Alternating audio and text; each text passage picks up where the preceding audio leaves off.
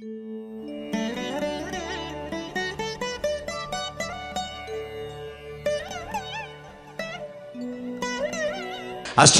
ஆப்பில் சகோதரிகள் இங்கே ஒரு 4 பேர் சொன்னது எனக்கு உண்மையிலே பெருமையாக இருக்குது. அதாவது கான்ஃபிடென்ட் வந்தால் தான் நம்ம முதல்ல ஜோதிட பலனையே சொல்ல முடியும்.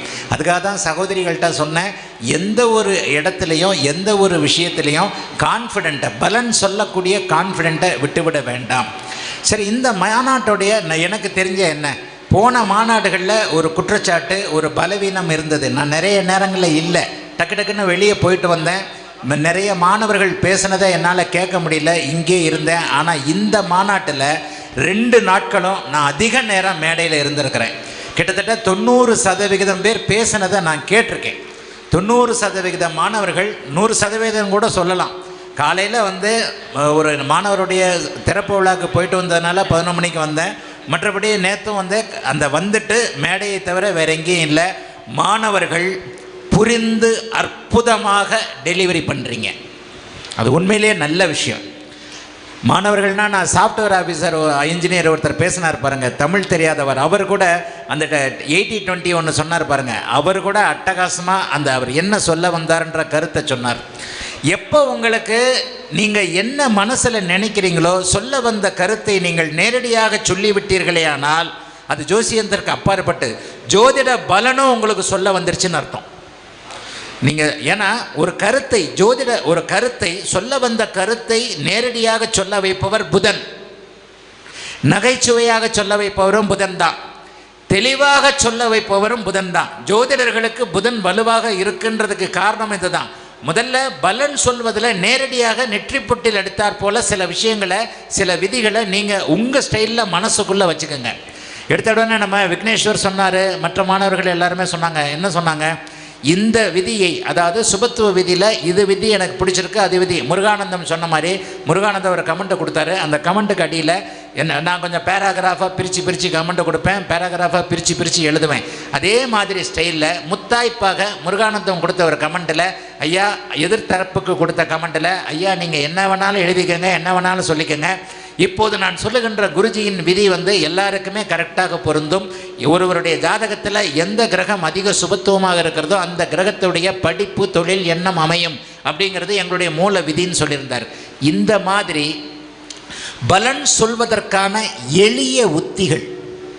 ஒரு ஜாதகத்தை பார்க்குறீங்க, குழம்புது, அப்படியே சில நேரம் கண்ணை கட்டின மாதிரி இருக்கும், என்ன பலன் சொல்கிறதுன்னு தெரியாது. என் லைவை நினைப்பீங்க அல்லது என்னுடைய ஆக்டிவிட்டீஸை பார்ப்பீங்க. இந்த மனுஷன் மட்டும் எப்படா ஜாதகத்தை பார்த்தோன்னே, ஏன்னா ஆன்லைன் கிளாஸில் எல்லாருக்குமே சொல்கிற விஷயம் என்னென்னா, குருஜி நல்லா தான் பலன் சொல்லிடுறீங்க, நல்லா தான் கிளாஸ் நடத்திடுறீங்க, ஆனால் எங்களுக்கு பலன் சொல்லணும்னு வரும்போது எங்களுக்கு தெரியல, எங்களுக்கு கைகால் படங்குது, எங்களுக்கு கிழக்க ஒரு விதி இழுத்தா மேற்க ஒரு விதி இழுக்குது அப்படின்னு சொல்கிறது தான். உண்மையிலேயே கான்ஃபிடென்ட்டை, தன்னம்பிக்கையை வளர்த்து கொள்ளும் பொழுது எந்த முனையிலிருந்து ஆரம்பிப்பது அப்படிங்கிறது உங்களுக்கு புரிஞ்சிடும். என்னை பொறுத்த வரைக்கும் நான் லக்னத்திலிருந்து ஆரம்பிக்கிறேன். லக்னத்திலிருந்து ஆரம்பித்து தசாபுக்திகளில் முடிக்கிறேன். முதல்ல பார்த்தீங்கன்னா ஜாதகத்தை போட்டுருவேன். ஜாதகத்தை போட்ட உடனே அந்த என்ன லக்னம் என்ன ராசின்றது எனக்கு தெரிஞ்சிடும். லக்னம் லக்னாதிபதியோடைய வலு தெரிஞ்சிடும். அதற்கடுத்து கடன்னு கீழே தசாபுக்திக்கு வருவேன். எந்த தசாபுக்திகள் என்ற போது தசா எப்படி புக்தி இப்படின்ற போது அந்த தசாபுக்தி 5-8 5-9 1-5 1-10 6-8 8-12 என்ன தசாபுக்தி அமைப்புகள். கேப்டன் யார், கேப்டனுக்கு கீழே வைஸ் கேப்டன் யார், கேப்டன்றவர் தசாநாதன், வைஸ் கேப்டன்றவர் புக்திநாதன். இவர்கள் 2 பேருக்கும் இருக்கக்கூடிய அந்த அமைப்புகளில் இப்போ பொதுவாக இந்த ஜாதகருக்கு எந்த தலம் இயங்குகிறது தசாபுக்தியின் அடிப்படையில் அப்படிங்கிறத தெளிவாக தெரிந்து கொண்டு அந்த தலத்தின் நாயகனாகிய லக்னம் லக்னாதிபதி போன்றவைகள் எப்படி இருக்கிறார் அப்படின்றத ஜஸ்ட் ஒரு 10 செகண்டுக்குள்ளே அதை கால்குலேட் பண்ணிடலாம். ஒரு 15-20 செகண்டே போகிறோம். ஒரு அனுபவம் வந்ததற்கு பிறகு நான் இவ்வளவு ஸ்பீடாக லைவில் ப்ரெடிக்ட் பண்ணுறது கூட மாணவர்களுக்கு கான்ஃபிடென்ட் வரணும்னு தான். ஒரு மாணவர் கமெண்ட் கொடுத்துருந்தீங்க, உண்மைதான், ஒரு உதாரணமாக இருக்கிறேன்ல, என்னை பார்க்குறீங்கல்ல, என்னுடைய டீச்சிங்கை கேட்குறீங்கல்ல, அப்போ நான் இவ்வளோ ஸ்பீடாக உதாரணமாக நான் இவ்வளோ ஸ்பீடாக ப்ரெடிக்ட் பண்ணுறத நீங்களே கான்ஃபிடெண்ட்டாக உணரணுன்றதுக்காகவும் இந்த லைவை நான் நடத்துகிறேன். உண்மையிலே ஒரு மாணவர் கமெண்ட்டை கொடுத்துருந்தார். என்ன கொடுத்துருந்தாருன்னா, நாம் லக்னம் எது ராசி எது என்பதை கணிப்பதற்குள், எந்த லக்னம் எந்த ராசின்னு கெஸ் பண்ணி முடிக்கிறதுக்குள்ள ஜாதகத்துடைய பலனையே குருஜி சொல்லி முடிச்சிடறாருன்னு போட்டிருந்தார். நம்ம உண்மையில் இப்படி ஒரு கமெண்ட்டை படித்தேன். இது பெருமைக்காகவோ தற்பெருமைக்காகவோ சொல்லலை. இந்த அளவுக்கு ஃபாஸ்ட்டாக வரலைன்னா கூட அனுபவத்தின் அடிப்படையில் ஃபாஸ்ட்டாக வந்துடும். இப்போ நானும் உங்களை மாதிரி 25 வருஷத்துக்கு முன்னாடி இவ்வளோ குயிக்காக ப்ரெடிக்ட் பண்ணியிருப்பேன். நானும் தத்தக்கா புத்தகான்னு திணறி தான் மேலே வந்திருப்பேன். ஆக ஆரம்பத்திலேயே மாணவர்களாகிய நீங்கள் முதலில் எனக்கு பலன் சொல்ல வரும் என்கின்ற தன்னம்பிக்கையை உங்களுடைய 3ஆம் பாவகத்தின் அடிப்படையில் வளர்த்து கொண்டு அதன் பிறகு அந்த ப்ரெடிக்ஷன் பண்ணுறதுன்றது உண்மையிலே நல்லா வரும். நான் சொன்ன மாதிரி லக்னம் லக்னாதிபதியில் ஆரம்பிங்க, நட்சத்திர அமைப்புகளை மறந்துடுங்க.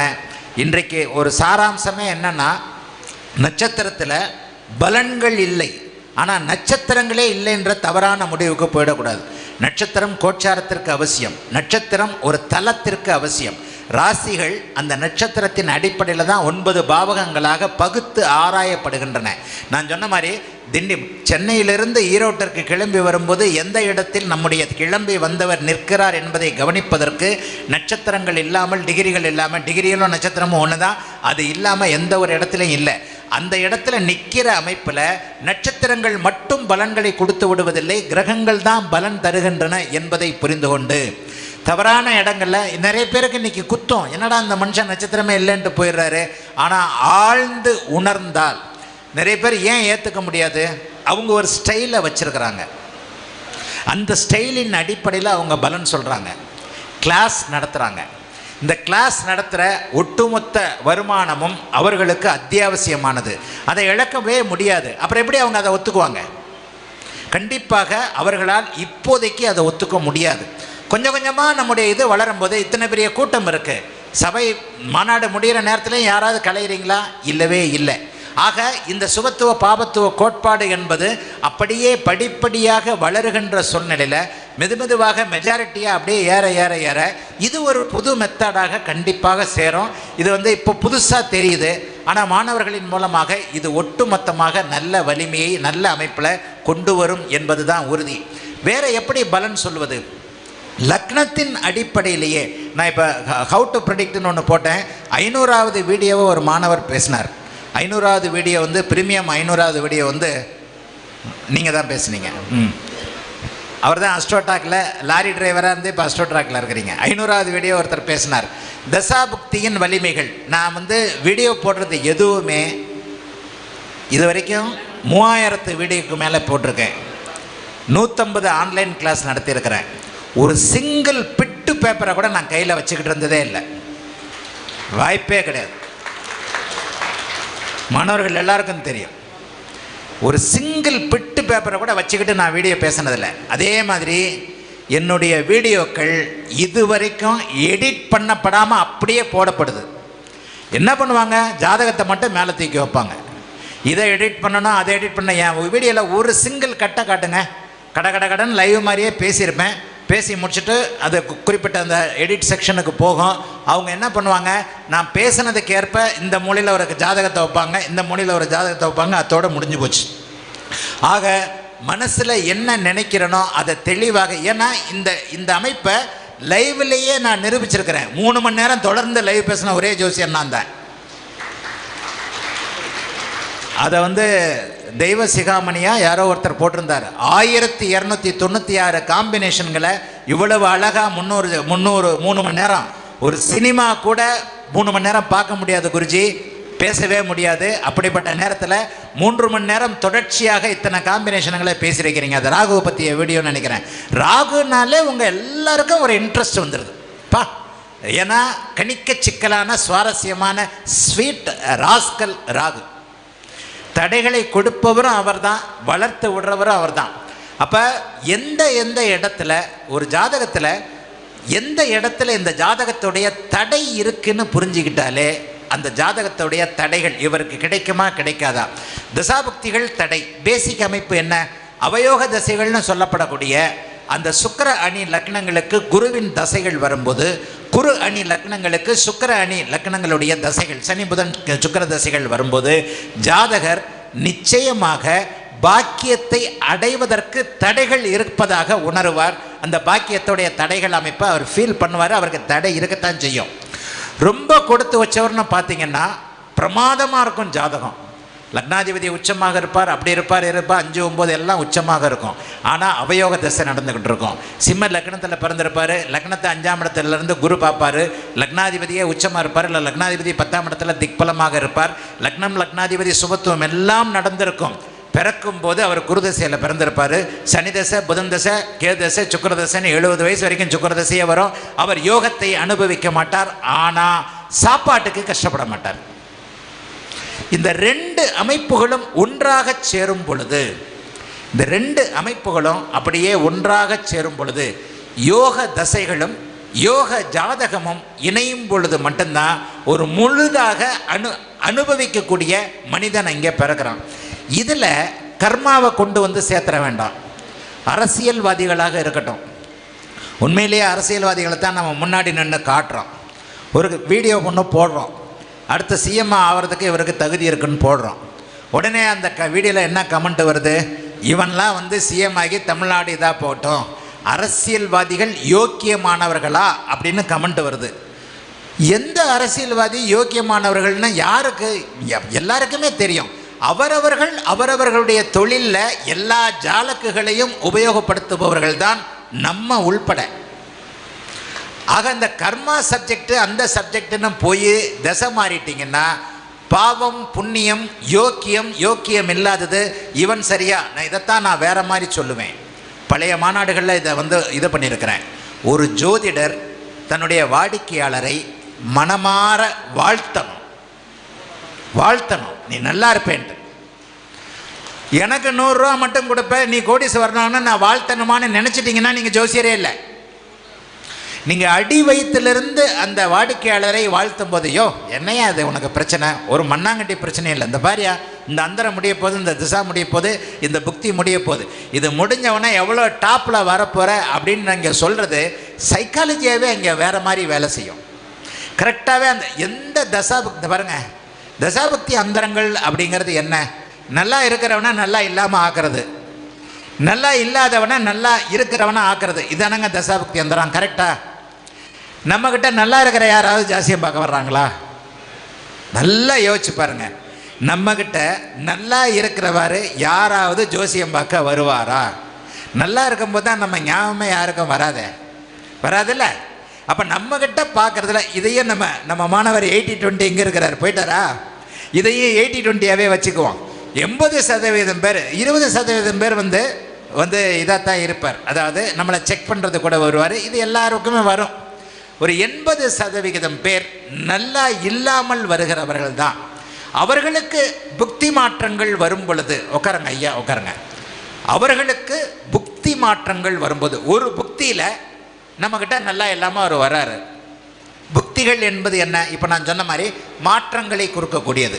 இந்த புக்தியில் கஷ்டப்படுறவர் அடுத்த புக்தியில் அந்த மாற்றத்தை அடைவாரா இல்லையா?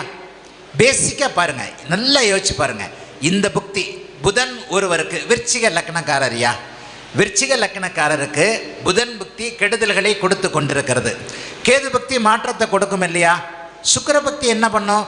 மிகப்பெரிய கெடுதலை கொடுத்து கொண்டிருக்கின்ற அந்த புதன் புக்தியில் முடிஞ்ச உடனே கேது பக்தி ஒரு சிறிய மாற்றத்தை கொடுத்து மிகப்பெரிய கெடுதல்கள் என்கின்ற நிலைமையிலிருந்து அவரை மாற்றி சுக்கிரன் வெறும் கெடுதல்களை மட்டும் கொடுத்து சூரிய புக்தியில் கெடுதல்கள் நீங்கப்பட்ட நிலைமையை அவர் அடைவார். பேசிக் பாயிண்ட் லேசா புரியுதா? ஒரு விருச்சிக லக்னம், எந்த விருச்சிக லக்னமாக இருந்தாலும் புதன் பக்தியில் வயதிற்கேற்ற தொல்லைகள் வந்தே தீரும். அந்த அடி கைதட்டலுடைய வேகம் ஜாஸ்தியாக இருக்கு. புதன் பக்தியில் அவ்வளோ வேகமாக அனுபவிச்சிருக்கிறார். புரியுதா? எந்த விருச்சிக லக்னமாக இருந்தாலும் புதன் பக்தியில் புதனுடைய சுபத்துவ பாபத்துவத்திற்கு ஏற்ப கெடுதல்களை மன கஷ்டங்களை மட்டுமே அடைவார். இது பாயிண்ட். ஏன்னா அவர் அட்டமாதிபதி. மேஷ லக்னத்திற்கும் விருச்சிக லக்னத்திற்கும் 6-8 குடையவர். அப்போ அந்த 6-8 குடையவர் அவர் என்ன பண்ணுவார்? அவருக்கு விதிக்கப்பட்டது என்ன? மேஷ லக்னத்திற்கும் விருச்சிக லக்னத்திற்கும் புதனுடைய விதிக்கப்பட்டது என்ன அப்படின்னு பார்த்தீங்கன்னா, அவருடைய உச்ச வீடு என்று சொல்லப்படக்கூடிய 6ஆம் இடத்தின் தன்மைகள் மேஷ லக்னத்திற்கு, அப்படியே ஒரு நிலையில் 8ஆம் வீடு என்று சொல்லப்படக்கூடிய இந்த தன்மைகள். அப்போ விருச்சிக லக்னத்துக்கு புதன் புக்தியில் இருக்கும் நிலையிலிருந்து இறங்குவார். இதை நீங்கள் எப்படி எடுத்துக்கணும்? ஏற்கனவே லக்னத்தின் வாயிலாக அவர் பெரிய கோடீஸ்வரனாக இருக்கிறார். அப்போ அந்த இருக்கும் நிலையிலிருந்து இறங்குவார்னா அவர் பிச்சைக்காரனா ஆயிட மாட்டார். புதன் புக்தியில் அவர் கஷ்டத்தை அனுபவிக்கிறார். ஜோதிடருடைய அமைப்பிற்கு ஏற்பதான் வரக்கூடிய வாடிக்கையாளர்கள் இருப்பாங்க. நல்லா யோசிச்சுக்கோங்க. புரியுதா? லேசா புரியுதா? ஒரு இந்த இடத்துல சில வார்த்தைகளை கவனமாக யூஸ் பண்ணுறேன். ஜோதிடர்களுடைய அமைப்பு, ஏன்னா நான் வாங்குறேன் ஹெவி ஃபீஸ். பாயிண்ட் வந்துருச்சா? நான் வாங்குறது ஹெவி ஃபீஸ். அப்போ எங்கிட்ட வரும்போது எனக்கு ஃபீஸ் கொடுக்கின்ற அளவிற்கு இதை கூட என்ன சொல்கிறாங்க, குருஜி இதுக்கு கூட நான் 1 மாதம் வெயிட் பண்ணிகிட்டு இருக்க முடியாது, நீங்கள் 1 லட்சம் கூட வாங்குங்க, எனக்கு அதெல்லாம் பிரச்சனை கிடையாது. நான் நினச்ச நேரத்தில் நீங்கள் கூப்பிட்ட நேரத்தில் நீங்கள் என்கிட்ட பேசணும். அப்போ தான் நான் வந்து இதில் கையெழுத்து போடலாமா அதில் கையெழுத்து போடலாமா, உங்களை கூப்பிட முடியாமல் உங்களை கான்டாக்ட் பண்ண முடியாமல் எனக்கு 100 கோடி ரூபா லாஸ், இப்படி ஒருத்தர் சொல்லியிருக்கிறார். உங்களை மீறி செஞ்சேன், அது தப்பு. நீங்கள் அன்றைக்கி கிடச்சிருந்தீங்கன்னா இதை வேணான்னு சொல்லியிருப்பீங்க. உங்களால் எனக்கு உண்மையிலே இந்த ஃபீஸை அதிகமாக்குனதுக்கான காரணம் இது மாதிரியான வாடிக்கையாளர்கள் தான். அவங்க சொல்லி தான் எங்களுக்குன்னு ஒரு ரூட்டு கொடுங்க, வித்தின் 24 ஹவர்ஸில் நான் பேசுகிற மாதிரி எனக்கு ஒரு ரூட்டு கொடுங்கன்ட்டு, அது தனியாக. ஆக ஜோதிடருடைய கெப்பாசிட்டியை வச்சு வாடிக்கையாளர்கள் வருவாங்க. இது சரியான வார்த்தையா? அப்போ நம்மக்கிட்ட ஒருவர் கோடீஸ்வரராக வருகிறாரா, ஒருவர் லட்சாதிபதியாக வருவாரா, ஒருவர் ஆயிரக்கணக்கில் சம்பாதிக்கக்கூடியவராக வருவாரா என்பது நம்முடைய நிலைமையை வச்சும் தெரிஞ்சிருது. பாயிண்ட்டை நான் யாரையும் குறைச்சி சொல்லலை. நம்முடைய தசாபக்தி அமைப்புகள், ஜோசியருக்கும் ஜாதகம் இருக்குல்ல, சரி. அப்போ அவருடைய நிலைமையில் ஒரு விருச்சிக லக்னக்காரர் வருகிறார். அவர் உங்ககிட்ட வரும்போது ஒரு நூற்றுக்கணக்கான ஆயிரக்கணக்கான லட்சக்கணக்கான அமைப்புகளில் இந்த 100, 1000, லட்சம், கோடின்றது ஆன்லைன் வகுப்புல நடத்தியிருக்கிறேன், துல்லியமாக நடத்தியிருக்கிறேன். அட்டகாசமாக இருக்கும். எந்த ஜாதகம் பார்த்தீங்கன்னாலும் நீங்கள் ஜாதகத்தை கையில் பார்த்தோடனே பிச்சைக்கார வேஷம் போட்டு ஒரு கோடீஸ்வரன் வந்தாலும், யோ நீ கோடீஸ்வரையான்னு அழுத்தி சொல்லலாம். நீ கோடீஸ்வரையான்றதை ஆன்லைன் வகுப்புகளில் ஒருவர் கோடீஸ்வரராக இருப்பதற்கும் லட்சக்கணக்கில் சம்பாதிப்பதற்கும் 1000, நூற்றுக்கணக்கில் சம்பாதிப்பதற்கான விதி விளக்கங்களை தெளிவாக கொடுத்துருக்குறேன் மாணவர்களுக்கு. இதெல்லாம் 100 வகுப்பு தாண்டி நடத்தினேன். 100 வகுப்பு தாண்டி. ஏன் தெரியுமா? நேரில் வரும்போது இப்போ இந்த மாதிரிலாம் வர முடியாது. நேரில் வரும்போது நிறைய பேருக்கு இப்படி நடக்கும். செத்தவன் ஜாதகத்தை கொண்டு வருவாங்க. என்கிட்டையும் ஒருத்தர் செத்தவங்க ஜாதகத்தை கொண்டு வந்தார். உண்மை, அதெல்லாம் சொல்லவே முடியாதுங்க அப்படின்னு சொல்லி, சரி ஒரு ஜாதகத்தை நான் வந்து நம்ம என்ன கடவுள், அவன் செத்து போனான் நான் பார்த்துக்கிட்டு இருக்க முடியும். நம்ம பாசிட்டிவ் ஜோசியர். நான் என்ன பதில் சொல்கிறேன், இன்னும் நல்லா கவனமாக இருக்க வார்த்தையோடு சொல்கிறேன். ஏப்ரல் மாதத்துலேருந்து இவருக்கு டைம் சரியில்லையேன்றேன். மூஞ்சி மாறிடுச்சு. உடனே அப்படி ஜாதகத்தை வாங்கிட்டு ஏப்ரல் மாதம் செத்துட்டாருங்க, சாரிங்க. பாயிண்ட் வந்துருச்சா? இதை சொன்னால் போகிறோம். நீங்கள் ஏப்ரல் மாதம் செத்துட்டான்னு நீங்கள் சொல்ல வேண்டாம். அந்த மாதிரி அந்த திங்கிங்கில் நீங்கள் போகவே வேண்டாம். ஏப்ரல் மாதத்துலேருந்து இது என்கிட்ட உண்மையாக நடந்தது. நான் திடிச்சு திட்டினேன். யோ அறிவு இருக்காயா, ஏன் அப்படியே திட்டினேன் நான். அப்படி என்னையா நீ செக் பண்ண வேண்டியிருக்கு, என்ன செக் பண்ணுற நீ ஜோசியத்தை, கண்ணாபினான்னு திட்டினேன். இந்த மாதிரிலாம் நிறைய நடந்திருக்கு. ஏப்ரல் மாதத்துலேருந்து டைம் சரியில்லை. இல்லை குருஜி செத்துட்டான், சும்மா அவங்கள யோ எந்திரிச்சு வெளியே போயா, இப்படியே சொல்லியிருக்கிறேன். எனக்கு மூட் ஆஃப் ஆகிடும். முடிச்சிடலாம். அதே மாதிரி முடிச்சிடலாம். 5 நிமிஷம் 5 நிமிஷம் முடிச்சிடலாம். அதற்கடுத்து ஒரு தடவை ஒருத்தர் ஜாதகம் பார்க்கும்போதே இதுவும் நடந்தது தான். ஃப்ரெண்டு ஜாதகம் இப்படி என்ன பிரச்சனை ஒன்றுமே இல்லையா இருந்தாலும் நல்லா இருக்கிறாரு, எதுக்கு ஜாதகம் பார்க்க வந்தார்னு கேட்டேன். குப்புன்னு இருந்தாலும் சிரிச்சிட்டார்.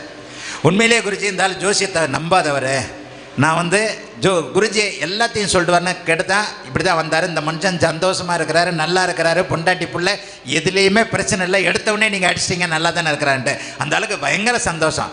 எதுக்கு இருந்தாலும் ஜாதகத்தை பார்க்கணும், நல்லா தானே இருக்கிறாருன்னு. இதை கண்டிப்பாக மாணவர்கள் சொல்லிட முடியும் தசாபுக்தி அனுபவங்களின் அடிப்படையில். ஆக இது மாதிரி தான் நான் சொல்கிறது.